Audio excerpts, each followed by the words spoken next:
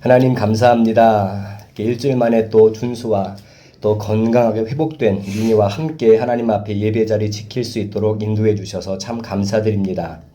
이 시간에도 성령 하나님께서 우리의 마음 가운데 임재하여 주시고 우리의 눈과 또 귀와 입술이 하나님께 대하여 또 하나님께서 허락하신 말씀에 대하여 활짝 열려지게 하셔서 하나님의 말씀을 하나도 땅에 떨어뜨리지 않고 귀로 듣고 눈으로 보고 입으로 고백하며 마음밭에 잘 새겨지고 또 심기어지며 열매 맺는 귀한 시간 되게 하여 주옵소서. 악한 생각들, 악한 것들이 일절 틈타지 못하도록 성삼위 하나님께서 이 시간 우리의 마음과 생각을 주관하여 주옵소서. 감사드리며 예수님의 이름으로 간절히 기도드립니다.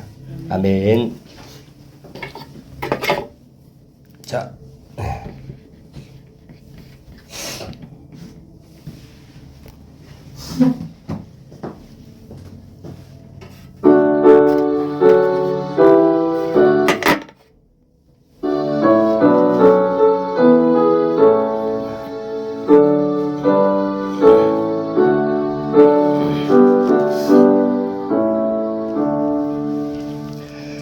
복 있는 사람 악인의 꾀를 쫓지 않으며 죄인의 길에 서지 아니하며 오만한 자리 앉지 아니하고 여호와 율법 즐거워하여 주야로 묵상하는 자로다. 시냇가에 심기운 나무가 저를 따라서 열매 맺으며 그 잎사귀가 마르지 않음과 그 행사가 다 형통하리로다. 악인들 그렇지 아니하며 오직 바람에 나는 겨갔네. 그러므로 악인들 그들은 하나님 심판 견디지 못해 의인들 모임 들지 못하리라. 의인들의 길은 여호와께서 인정하시나 악인의 길은 망하리로다. 아멘. 계속해서 우리 성경에 관한 부분을 두 번째 시간으로 갖고 있어요. 전체 지도 가운데에 우리는 신앙에 대하여를 보고 있고 그 가운데 세부적으로 성경론, 성경에 대하여 오늘 두 번째, 세 번째 질문을 살펴보려고 해요. 하나님의 말씀 먼저 봉독합니다. 디모데후서 3장 15절로 17절까지 한 목소리로 힘차게 봉독합니다. 시작! 또 어려서부터 성경을 알았나니 성경은 능히 너로 하여금 그리스도 예수 안에 있는 믿음으로 말미암아 구원에 이르는 지혜가 있게 하느니라. 모든 성경은 하나님의 감동으로 된 것으로 교훈과 책망과 바르게 함과 의로 교육하기에 유익하니 이는 하나님의 사람으로 온전하게 하며 모든 선한 일을 행할 능력을 갖추게 하려 함이라. 아멘. 이문 질문에 대답해 주시기 바랍니다. 우리가 하나님을 영화롭게 하고 그분을 영원토록 즐거워하기 위해서 하나님이 우리에게 주신 규칙이 무엇입니까? 구약과 신약 성경에 기록된 하나님의 말씀은 우리가 하나님을 영화롭게 하고 영원토록 그분을 즐거워하기 위한 방법을 가르쳐주는 유일한 규칙입니다. 세 번째 질문입니다. 성경이 가장 중요하게 가르치는 것이 무엇입니까? 성경이 가장 중요하게 가르치는 것은 사람이 하나님에 관해 믿는 것과 하나님이 사람에게 요구하시는 의무에 대해서입니다. 아멘. 들어가는 말입니다. 우리가 지난주에 미니가 이제 없었지만 오늘 복습하면 다 깨달을 수 있는 쉬운 말씀들이에요. 우리가 하나님을 영화롭게 하고 그분을 즐거워하기 위해서는 규칙이 필요해요. 자, 지난주 질문이 사람의 제일 되는 목적이 무엇입니까? 라는 질문이었고 그 대답은 사람의 제일 되는 목적은 하나님을 영화롭게 하고 하나님을 영원토록 즐거워하는 것입니다. 라고 했어요. 그러면 하나님을 영화롭게 하고 하나님을 영원토록 즐거워하기 위한 기준이 있어야 될 거 아니에요. 내 생각, 내 마음대로, 내 경험대로 누군가를 기쁘게 하는 게 아니라 그 사람이 좋아할 만한, 이렇게 하면 저 사람이 좋아할 것 같아. 그런 기준이 있을 거 아니에요. 하나님이 친히 우리에게 하나님을 영화롭게 하고 하나님을 즐거워하기 위한 규칙, 그것도 유일한 규칙을 주셨어요. 그게 뭐라고요? 구약과 신약 성경에 기록된 하나님의 말씀이라는 거예요. 이 성경이라는 규칙을 주셨다는 거예요. 하나님은 우리가 구약이 있고 신약이 있잖아요. 성경책에. 구약에 수많은 선지자들에게 직접 하나님이 말씀하셨어요. 그리고 선지자들은 하나님께 말씀을 받아서 자기 입을 통해서 백성들에게 하나님의 말씀을 전달했습니다. 우리 시간이 많이 지나서 성령의 감동으로 성경을 기록하게 하셨어요. 이 말은 구약 시대 때는 성경이 기록되지 않았었다는 거예요. 근데 이렇게 기록된 성경이 비록 인간의 손을 빌어서 기록된 성경이지만 결코 인간의 말이나 인간의 글로 생각해서는 안 된다는 거예요. 또한 성경은 우리가 믿고 실천해야 할 모든 내용을 충분히 담고 있기 때문에 우리가 하나님을 영화롭게 하고 영원토록 그분을 즐거워하기 위한 방법을 가르쳐주는 충분하고도 유일한 규칙은 성경밖에 없다는 거예요. 많은 사람들이 진짜가 뭐냐, 진리가 뭐냐 이런 것을 탐구하기를 좋아합니다. 흔히 저 미국에 가면 나사라는 그런 조직이 나사, 별자리 관측하고 우주선도 쏘아올리는 나사라는 그런 세계적인 그런 기업이 있단 말이에요. 자, 나사에서 정말 최첨단 고성능 천체 망원경을 개발을 했어요. 우리 시중에서 구할 수 없는 몇 억짜리, 몇십억짜리야. 밤하늘에 초점을 맞추고 눈을 딱 댔더니 뭐가 보였을까요?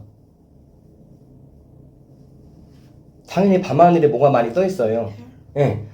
그 망원경을 개발하기 전까지는 1000만 개의 별만 연구하면 됐는데 그보다 더 좋은 망원경이 개발이 돼서 보니까 이젠 이렇게 더 연구해야 될 별이 더 많이 보이는 거야. 결국 인간은 과학이 발달하면 발달할수록 행복해지거나 편안해지는 게 아니라 더 머리가 아파지는 거예요. 세상이 개발되면 편해지고 행복해질 줄 알았는데 연구할 게 더 많이 생겼어. 그동안 그전까지 망원경으로 안 보였던 별이 이제 보이는 거예요. 그만큼 인간은 진리를 탐구하기 좋아하고 더 많은 것들을 알기 원하지만 알면 할수록 아는 게 많을까요? 더 모르는 게 많을까요? 더 모르는 게 많은 거예요. 미지의 세계가 자꾸 생기니까.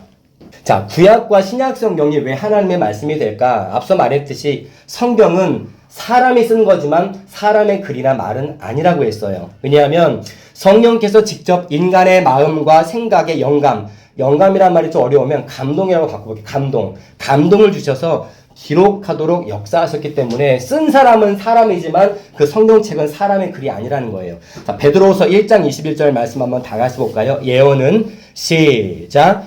예언은 언제든지 사람의 뜻으로 낸 것이 아니요 오직 성령의 감동하심을 받은 사람들이 하나님께 받아 말한 것입니다. 예, 좀 어려운 말 해볼게요.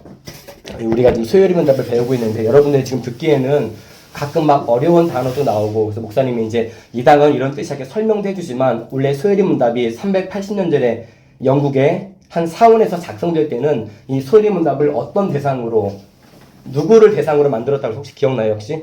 첫 번째 시간에 얘기해 줬었는데 이 소요리 문답은 어린 자녀들을 위해서 작성된 거예요.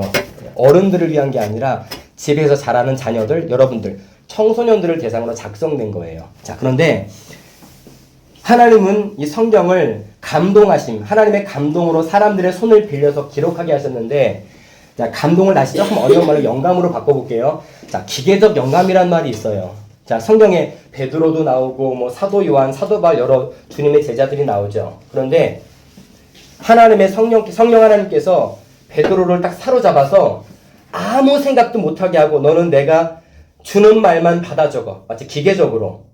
그러니까 베드로의 생각은 아무것도 없고 그냥 가, 나, 다 이렇게 성경을 기록하게 하셨다고 말하는 사람들이 기계적 영감을 주장하는 사람들이에요. 베드로가 성경을 기록할 때 자기 생각이 아무도 완전 바보처럼 기록하는 거야. 그냥 주는 대로 받아쓰기처럼. 근데 이거는 성경적이지가 않습니다. 잘못된 해석이에요. 우리는 그 아래에 있는 영감, 유기적 영감을 따릅니다. 이게 뭐냐? 성령 하나님께서 성경을 기록할 누군가를 선택하셨는데 그 사람의 생각을 움직이세요. 움직이시는데 성경을 기록한 그 사람은 자기가 성령께서 이 말씀을 주신다고 생각을 못해. 자기가 생각해서 쓴다고 생각하는데 사실 그 생각이 자기 생각이 아니라 누구 생각이라고요? 성령께서 그 사람에게 생각을 주셔서 말씀을 기록하게 하시는 거예요. 로봇처럼 기록하기는 게 아니라 마태가 마태복음을 기록하는데 이게 하나님의 말씀인 것 같아. 기록해요. 분명히 마태가 자기 생각으로 기록하는데 그 생각을 누가 주셨다고요? 성령께서 주시는 거예요. 기계가 아니죠. 받아쓰기가 아니라는 거예요. 자, 성령께서 성경을 기록하는 사람들의 마음을 감동시켜서 각자의 성격, 재능, 은사, 교양. 자, 목사님이 가나다라 쓸 때랑 준수가 가나다라 쓸 때랑 민희가 가나다라 쓸 때랑 필체가 똑같을까요? 설령 따라한다고 해도 똑같이 따라할 수가 없어요. 왜냐면 각자 고유의 필체가 있잖아요. 똑같은 사인을 따라하게 해도 다 다르겠어요. 왜냐면 자기만의 필체가 있으니까. 마태복음을 읽으면 이거 마태가 쓴 것 같아. 누가복음을 보면은 누가가 쓴 것 같아. 그런데 마태가 쓴 말씀이나 누가가 쓴 말씀이나 충돌이 없어요. 하나님께서 성령을 통해 기록하게 하셨으니까. 각자의 성격, 재능, 은사, 교양, 문체 등을 유기적으로 사용하셔서 성경을 조화롭게 성령께서 기록하게 하셨다는 거예요. 자, 기록자들이 여러분 이거 집중해야 돼요. 되게 중요한 얘기인데 어려울까 봐 목사님이 이렇게 또박또박 읽어주는 거예요. 성경을 기록한 기록자들이 성경을 기록할 당시에 한 2000년 전이겠죠. 성령께서 기록자들이 죄의 영향력 아래 있지 못하도록 하나님의 주권으로 그들을 보호하셨고 조명하셨고 기억을 새롭게 하셨고 심지어 단어 선택 하나하나까지도 지도하셨다는 거예요. 만약에 마태라는 사람이 마태복음을 기록하는데 지금 방금 죄를 짓고 왔어. 뭐 그 당시 죄가 뭔지 모르겠지만 성경을 지금 쓸만한 마음 상태가 아니야. 아주 심각한 죄를 짓고 왔어. 그러면은 그 성경이 성경 될까요? 성경대로 기록될 수 있을까요? 이미 방금 죄를 짓고 왔는데 하나님께서 마태나 누가 우리랑 똑같은 죄인이지만 성경을 기록할 당시에는 모든 죄를 차단시키고 하나님의 말씀을 있는 그대로 기록할 수 있도록 보호하셨다는 거예요. 그 마음과 생각, 행동까지도 심지어 단어 선택 하나하나도 내가 선택한 것 같지만 하나님이 그 단어를 쓰게끔 마음에 감동하셨다는 거죠. 따라서 성경은 기록자 개인의 문체와 시대적 특징, 즉 그 사람의 특징을 포함하지만 그 모든 기록 과정들이 성령 하나님께서 지도하셔서 유기적으로 이루어졌기 때문에 우리는 한번 따라해볼까요? 성경에 오류가 없다고 믿습니다. 우리는 사람이 기록한 성경이지만 하나님의 감동으로 기록한 성경이기 때문에 창세기부터 요한계시록까지 성경에 오류가 없다고 믿어요. 이게 우리가 평생 지켜야 할 입장이라는 거예요. 이 성경의 많은 기록들을 하나님의 말씀이라 어떻게 증명할까요? 우리는 사도 마태가 기록한 거 본 적이 없잖아요. 그냥 그렇다 그러니까 그런 거지. 어떻게 이 성경책이 하나님의 말씀이라 증명할 수 있을까요? 첫 번째, 성경의 일치와 조화 때문에 그래요. 구약에는 율법이 나옵니다. 물론 신약에도 율법이 나오지만 구약에 뭐 제사법, 짐승을 어떻게 잡아. 우리 지난번에 성막 사진 잠깐 보여줬죠. 그래서 대제사장이 방울 하나 달고 들어가서 연기에 가린 상태에서 하나님의 임재를 경험했다고 그랬잖아요. 아마 기억날 거예요, 그림이. 그런데 그 모든 것들은 예표예요. 쉬운 말로 신약에 오실 예수님을 그림자로 표현하는 거예요. 주님은 구약시대에 탄생하지 않았거든요. 신약시대에 탄생하셨지. 그래서 오실 메시아, 오실 주님을 다 그런 상징, 모형으로 다 미리 알려주는 거예요. 이 연기가 뭘 상징하는지 아니? 이 언약궤가, 이 성막이, 이동식 텐트가 다 뭘 상징하는지 아니? 다 예수님을 가리키는 건데 구약의 율법과 예표가 신약의 복음과 부딪힘이 없어요. 자, 구약은 옛날 말씀, 쉽게 말하면 구약은 옛날 말씀, 신약은 최근 말씀인데 구약의 많은 말씀이랑 신약의 많은 말씀이 어긋나는 부분이 없다는 거예요. 성경은 각기 다른 직업의 사람들을 통해 기록됐습니다. 그 중에 어부도 있었고 또 세리도 있었고 또 심지어 이방인도 있었어요. 유대인이 아닌 이방인도. 그런데 각기 다른 직업의 사람들을 통해 그리고 다른 시대에 살았습니다. 같은 시대 동시대 사람들이 우리 동시대 적는 거 이렇게 적은 게 아니라 어떤 사람은 지금, 어떤 사람은 뭐 50년 전에 만난 적이 없는 사람도 있어요. 그런데 그런 성경의 기록들을 약 1600년 동안 40여 명의 사람들에게 기록하게 하셨는데 오랜 세월 기록된 성경, 1600여 년 동안 기록된 성경은 전 66권 영역에 걸쳐서 일치와 조화가 나타납니다. 마태는 모세를 만난 적이 없어요. 몇천 년 전 사람이니까. 꿈에서도 본 적이 없습니다. 그런데 모세의 말씀이랑 마태복음의 마태가 기록한 말씀이랑 일치가 이루어져요. 베낀 것도 아닌데. 이게 어떻게 가능할까? 바로 성령께서 구약에 있는 모세의 마음이나 신약에 있는 베드로나 마태의 마음을 감동하셨기 때문에 성령은 한 분이시잖아요. 누구의 마음이든 똑같이 감동하셔서 시대는 다르지만 장소는 다르지만 살아갔던 문화 환경은 다 다르지만 하나님의 말씀을 그대로 조화롭게 기록하게 하셨다는 거예요. 그래서 성경의 원저자는 하나님이심이 분명합니다. 기록한 사람은 사람이지만 감동하신 분은 하나님이시기 때문에 그래서 성경의 기록들은 하나님의 말씀이라 증명할 수가 있어요. 일치와 조화를 통해서. 두 번째, 성경의 신비적 요소들을 통해서도 하나님의 말씀임을 증명할 수 있습니다. 성경에 보면 창세기에 하나님이 6일 동안 천지를 창조하시고 마지막 날에 사람을 창조하시는데 꼭 사람을 창조할 때 이 말씀을 첨가하십니다. 뭐 다른 짐승이나 자연, 하늘, 뭐 바다, 뭐 산 이런 거 창조하실 때 이 말씀을 안 하시는데 사람을 창조하실 때만 이 말씀을 한 번 하셨어요. 우리가 우리의 형상대로 사람을 지어보자, 창조하자.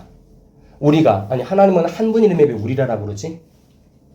하나님 한 분이면은 내가가 맞잖아, 1인칭. 그런데 성경은 우리라고 말해요. 우리가 우리의 형상을 따라 사람을 만들자. 그럼 하나님은 단수라는 거예요, 복수라는 거예요. 예, 이게 사실 우리의 머리로는 이해가 되지 않는 부분입니다. 이게 성경에서 이제 이렇게 말을 정의했어요. 하나님은 한 분이시지만 동시에 세 위격을 갖춘다 해서 삼위일체 하나님이라고 우리가 부르기로 했어요. 그렇게 신학적으로 약속을 했습니다. 근데 삼위일체 하나님 우리가 설명할 수 있어요, 없어요? 많은 사람들이 삼위일체 하나님? 몸은 하나인데 머리가 세 개인가? 아니면 진짜 실제로 하나님의 한 분, 두 분, 세 분, 사람처럼 한 명, 두 명, 세 명인가? 이렇게 많은 사람들이 잘못 해석해서 기독교 역사 가운데 이단들이 많이 나왔습니다. 우리가 이해할 수 없는 부분이에요. 그냥 우리가 이렇게 해석해야 돼요. 한 분 하나님이지만 동시에 세 위격이 있다. 세 위격이라는 말은 성부 하나님, 성자 하나님, 성령 하나님을 세 위격인데 동시에 또 한 분이야. 우리가 이렇게만 이해해야 돼요. 신비적인 부분이기 때문에. 또 예수님의 성육신, 예수님이 신약시대에 태어나셨잖아요. 근데 보통 아기가 어떻게 태어나죠? 엄마와 아빠 사이에서 태어나죠. 근데 예수님은 엄마한테서만 태어납니다. 아빠가 요셉이지만 엄마 아빠가 잠자리를 하지 않았단 말이에요. 그래서 성육신, 성이란 말이 거룩한 육신이라는 뜻이에요. 아담 이후에 태어난 모든 사람들이 왜 죄인이라 그러느냐? 아담 이후에 보통 생육법, 엄마와 아빠 사이에서 태어난 모든 사람들은 다 아담의 질성을 갖고 태어나기 때문에 그 아담의 죄가 그대로 전가가 됩니다. 모든 후손들에게. 예수님이 그렇게 똑같은 방식으로 태어났으면 예수님도 아담의 죄가 있는 거예요. 그래서 예수님은 죄가 없이 탄생하셔야 됐기 때문에 우리의 죄를 대신해 죽으셔야 될 분이잖아요. 그래서 죄 없이 탄생하는 방법은 보통 생육법이 아닌 다른 방식으로 탄생을 해야 돼요. 그게 뭘까요? 예. 남자와 여자 사이가 아니라 한쪽에서만 태어나는 거예요. 그렇게 태어나신 예수님을 가리켜 성육신이라고 부릅니다. 뭐 주님과 교회의 신비적 연합도 있지만 이러한 신비적 요소들 우리가 지금 들어도 이해가 안 되는 부분들이잖아요. 삼위일체 하나님이 뭐지? 예수님이 엄마의 몸에서만 태어났대. 근데 들으니까 머리로는 알기는 사실 이해가 안 되는 부분들인데 이러한 신비적 요소들은 신학교육을 전혀 받은 적이 없는 다양한 직업군의 사람들에게 기록됐다는 거예요. 어부가 신학대학교 나왔을까요? 아니에요. 그냥 평생 고기 잡았던 사람이 이 말씀을 기록한 거예요. 중요한 것은 이 많은 40여 명의 사람들이 내가 하고 싶은 말을 성경에 기록한 게 아니라 성령 하나님께서 그들 마음속에 역사하셔서 영감을 주심으로 기록했다는 거예요. 세 번째입니다. 성경의 고대성을 보더라도 성경에는 모든 말씀이 하나님의 말씀이라고 증명할 수가 있어요. 자, 전 세계, 이 세계 역사 가운데 가장 오래된 글이 뭘까요? 가장 오래된 글. 현존하는 가장 오래된 글. 목사님은 답을 다 알려주고 질문을 해요. 현존하는 가장 오래된 글이 뭘까요? 현존하는, 현재 존재하는 글 중에 뭐 팔만대장경, 직지신경, 창세기입니다. 예. 팔만대장경이 제 아무리 오래돼도 직지신경이 제 아무리 오래돼서 창세기보다 훨씬 나중에 나온 글이에요. 자, 창세기 때는 자 인간이 며칠째 창조되었다고 우리가 배웠죠? 천지창조 6일 가운데 마지막 6일째 창조되었죠. 그러면 5일째까지는 사람이 있어요, 없어요? 그러면 1, 2, 3, 4, 5일째 기록을 어떻게 기록해요? 사람이 없는데? 6일째는 사람이 있었으니까 누군가 기록했지 우리가 이해할 수 있는데 첫째 날부터 다섯째 날까지 사람이 창조가 전 세계 지구상에서 사람이 없던 시대란 말이에요. 그 5일간의 창조 그 기적을 누가 기록할 수 있을까요? 하나님. 근데 하나님이 사람을 통해 기록하셨잖아요. 그렇죠?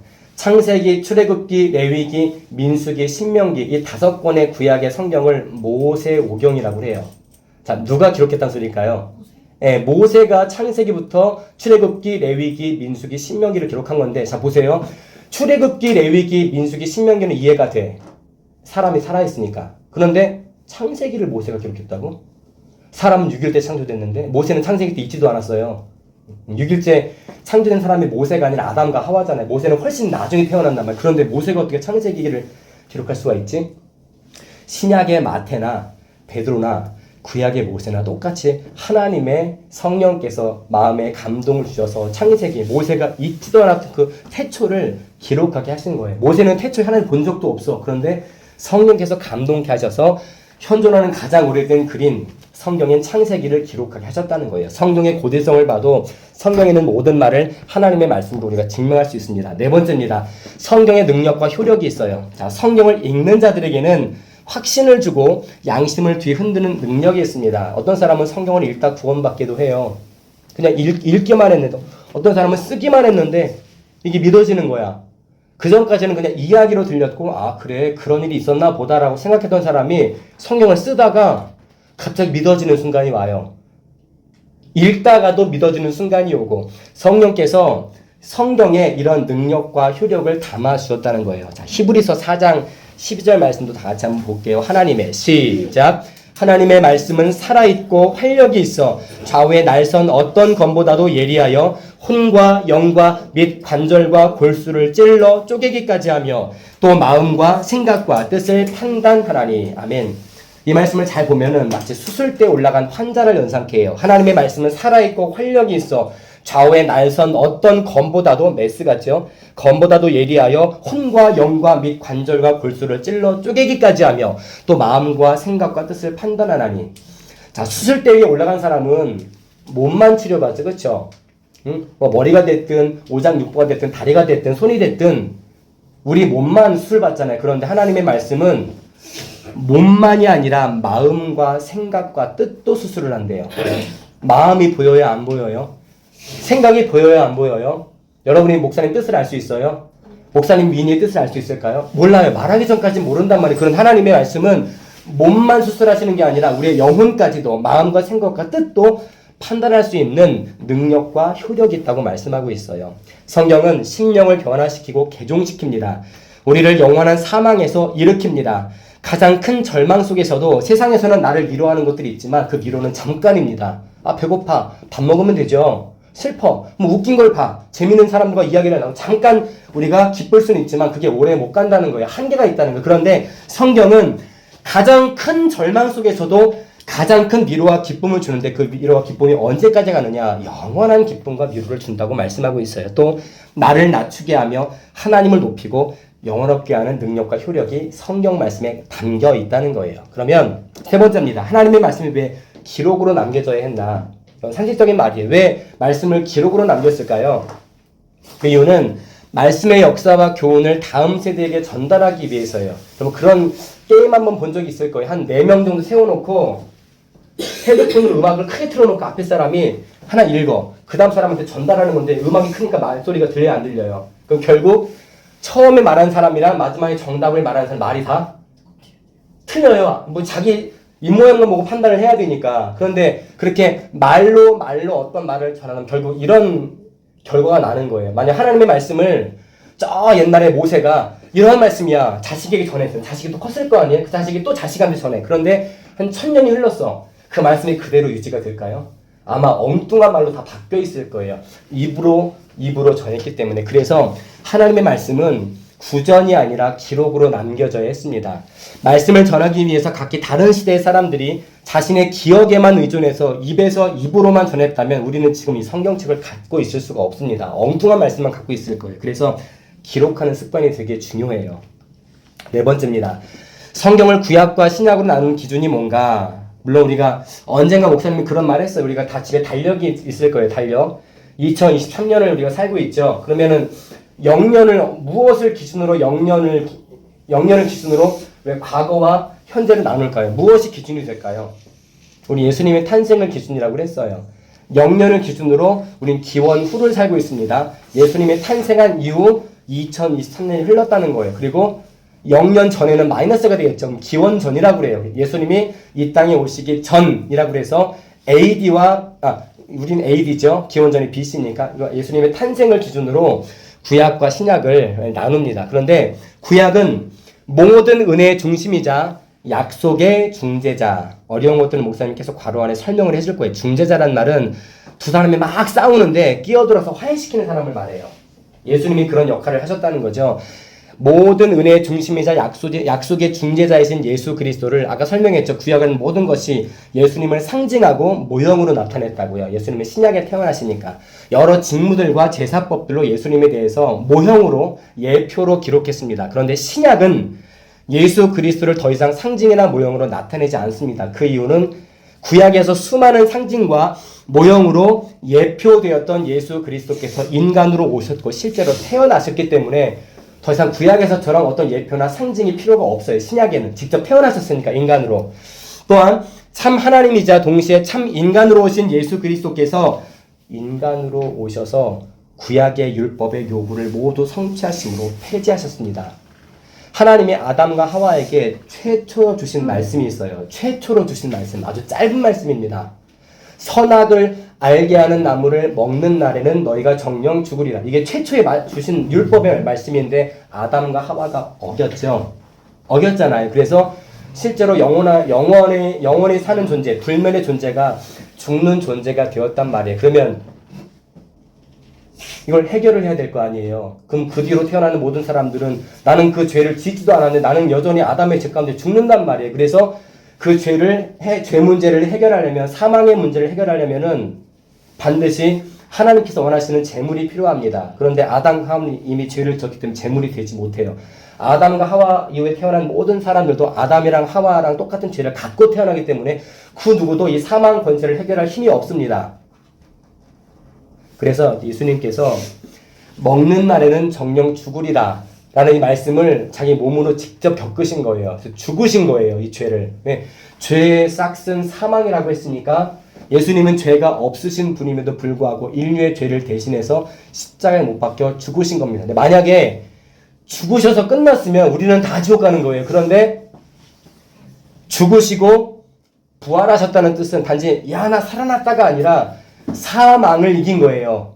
죽음을 이긴 거라고요. 죽었는데 죽음으로 끝나서 그냥 그 무덤 속에 영원히 계셨으면 그로 끝나는 거지만 예수님은 무덤에 장사되셔서 우리가 보는 사도신경에는 그 말씀이 생략되어 있지만 원문에 보면은 죽은 지 사흘 만에 그리고 지옥에 내려가신다는 말씀이 원문에 있습니다. 우리가 보는 거기 성경책은 없어요. 원래 원문엔 지옥에 내려가신지. 자, 죄의 싹슨 사망이라는 말은 지옥의 고통을 포함하는 말이에요.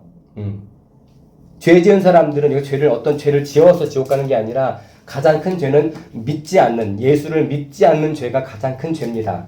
이 불신앙의 죄에서 모든 죄가 나오는 건데 예수님이 그 죄를 파기하시기 위해서 실제 신약 성경에 인간의 몸을 입고 우리와 똑같은 몸을 입고 태어나셔서 30세 즈음에 십자가에 못 박혀서 실제로 물과 피를 다 쏟으시면서 죽으셨습니다. 그리고 부활하셔서 구약의 율법의 요구, 율법을 다 지키든가 아니면 죽든가. 예수님은 죽으셨고 또 부활하셨기 때문에 구약의 모든 율법을 몸소 다 지키신 거예요. 유일하게.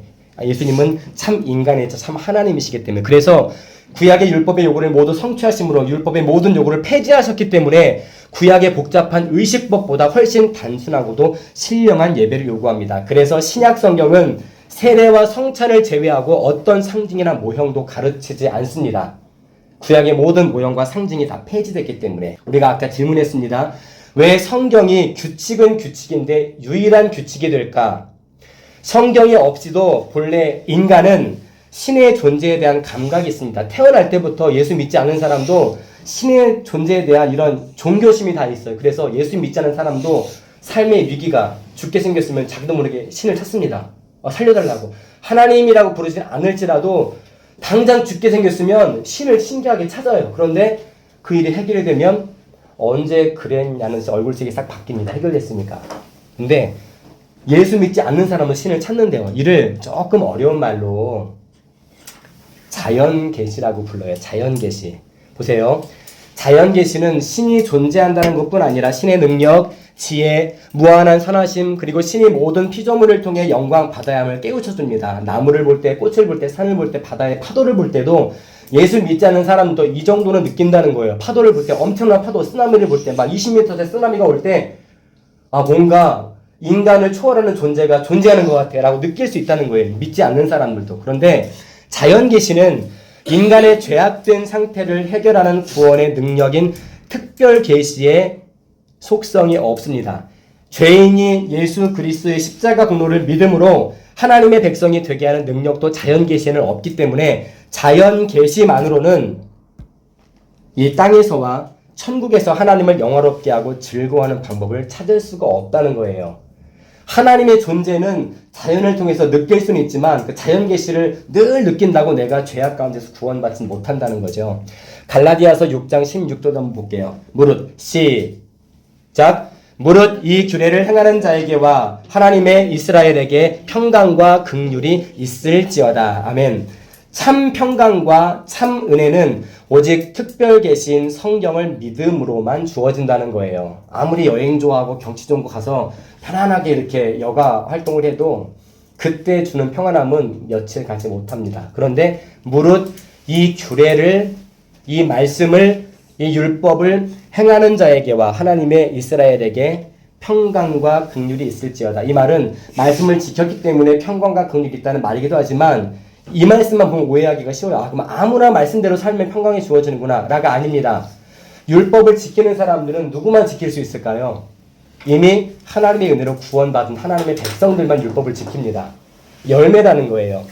우리가 가진 믿음과 성경을 통해 믿는 모든 가르침들은 검증되어야 하는데 하나님을 영화롭게 하고 즐거워해야 하는 모든 방법들은 내 생각, 내 경험에 의존해서는 안 된다는 거예요. 오직 성경, 다시 말해서 특별 계시의 가르침과 맞아떨어져야 참 평강과 참 은혜가 우리에게 비로소 선물로 주어진다는 말씀입니다. 성령 하나님께서 성경을 아는 지혜와 지식을 주신다. 이건 계속 반복적인 말씀이에요. 누가복음 10장 21절 말씀 목사님이 읽어볼게요.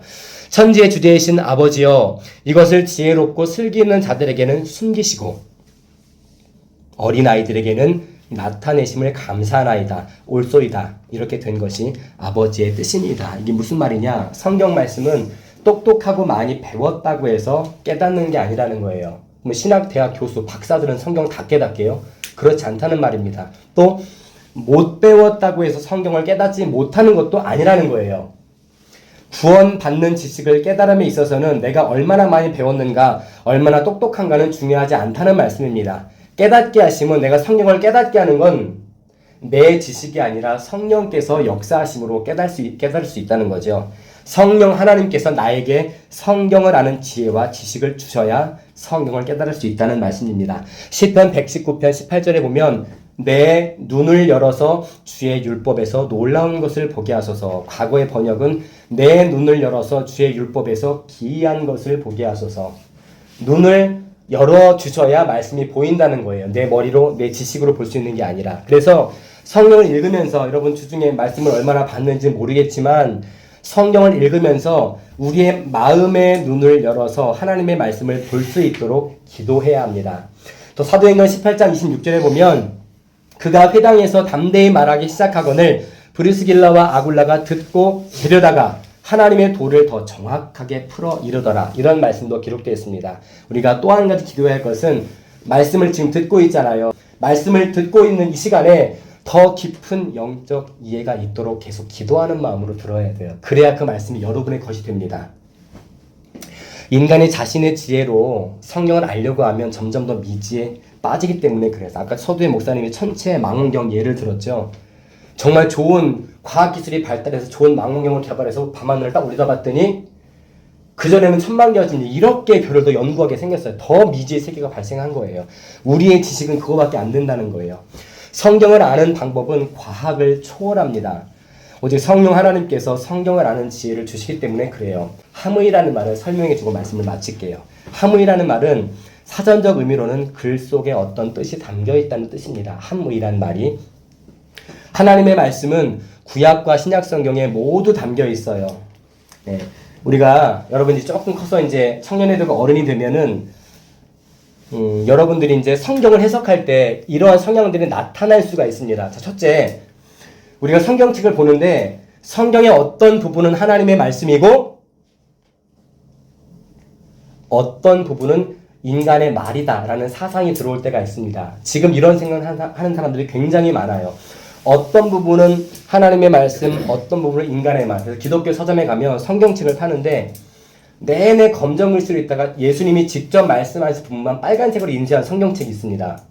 내용은 지금 우리가 보는 내용이랑 똑같은 내용인데 이 자유주의에 빠져있는 사람들은 성경 말씀 중에 예수님이 직접 자기 입으로 한 말씀만 빨간색으로 인쇄를 해놨어요. 나머지는 다 검정색 말씀으로. 검정색은 사람의 말이라는 거죠. 잘못된 성경입니다. 성경 전체는 오류가 있는 인간의 말일 뿐이다. 창세기부터 계시록까지 다 인간의 말이다.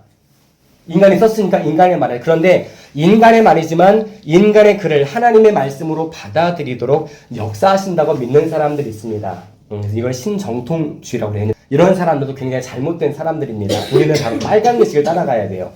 개개의 단어들을 포함해서 성경 전체가 오류 없는 하나님의 말씀이라고 믿는 게 우리가 죽을 때까지 지켜야 될 믿음입니다. 소위 개혁주의라고 해요. 모든 성경은 하나님의 감동으로 기록되었기 때문에 심지어 우리가 뭐 어떤 중요한 말씀을 한 조사듯이 의, 는 이런 조사, 그런 말 하나도 다 하나님의 감동으로 기록하게 하신 거예요. 그런 말까지. 요한복음 16장 13절에 보면 진리의 성령이 오시면 그가 너희를 모든 진리 가운데로 인도하시리니 라고 말씀하고 있어요. 성경은 하나님의 감동으로 기록되었습니다. 모든 성경은 다 하나님의 감동이라는 거예요. 나가는 말입니다. 성경은 인간의 손을 사용한 기록이지만 원저자는 하나님이십니다. 하나님의 감동으로 기록하셨으니까. 죄로 인해 타락한 인류에게 하나님을 영화롭게 하고 영원토록 그를 즐거워하며 구원의 은혜를 베푸는 수단 역시 특별 계시인 성경뿐입니다. 인간이 다른 방법으로 하나님을 찾는 것은 성경 아닌 다른 방법으로 하나님을 찾는 것은 우상숭배일 뿐이에요. 시편 119편 105절 130절에 보면 주의 말씀은 내 발의 등이요 내 길의 빛이니이다. 또 주의 말씀을 열면 빛이 비치어 우둔한 사람들을 깨닫게 하나이다 라고 말씀하고 있어요. 그냥 읽었더니 뭐가 비치는 게 아니라 주의 말씀이 내게 열리면 내 마음의 눈이 주님께 열리면 비로소 내가 주님의 말씀을 깨닫는 지혜를 얻을 수 있다는 말씀을 시편 기자가 말씀하고 있어요. 우리의 구원을 위해 또 앞으로 무엇을 믿어야 할지 어떻게 살아가야 할지 내용들을 분명히 가르쳐주는 성경을 날마다 읽으며 중요한 건 읽을 때 그냥 독서하듯이 읽는 게 아니라 성령 하나님께 지혜를 구하며 늘 말씀을 읽는 우리 모두가 되기를 주님의 이름으로 간절히 축원합니다. 기도합니다. 하나님, 오늘 이 소요리문답 2문과 3문을 통하여서 하나님의 말씀에 대하여 함께 살펴보았습니다. 1600여 년의 시간 동안 약 40여 명의 사람들을 하나님께서 다른 시대, 다른 직업군의 사람들을 다 택하셔서 그들의 마음을 감동시키심으로 하나님의 생명의 말씀을 오류 없이 기록해 하신 것, 그 모든 것들은 하나님의 은혜이고 사람의 글이 아니라 하나님의 감동으로 기록된 하나님의 말씀임을 오늘 다시 한번 깨닫게 하시니 감사합니다. 우리의 삶 가운데에 하나님의 말씀을 얼마나 묵상하고 있는지 한번 돌아보기 원하며 우리의 삶 가운데 말씀을 끊임없이 읽고 묵상하되 성령님께서 깨닫게 해주시도록 지혜를 구하며 읽는 우리 모두의 삶이 되게 하셔서 우리의 모든 삶을 인도하고 저 천국으로 인도하고 영생으로 인도하는 생명의 말씀을 늘 가까이 하는 준수와 미니의 삶이 될 수 있도록 성삼위 하나님께서 그 마음을 주관하시고 강권적으로 인도하여 주옵소서. 이제 새롭게 한 주를 허락하신 하나님 앞에 더욱더 말씀대로 순종하며 나아가기 원합니다. 말씀을 붙들고 더 기도하기 원합니다. 매일의 삶 가운데 많은 방해거리들이 있지만 늘 깨어 기도하고 하나님의 생명의 말씀을 읽고 묵상하며 세상에 감당할 수 없는 하나님의 자녀답게 승리할 수 있도록 은혜 위에 더 큰 은혜를 허락하여 주옵소서. 끝까지 함께 해주실 줄로 믿사옵고 우리를 구원해 주신 예수님의 이름으로 간절히 기도드립니다. 아멘.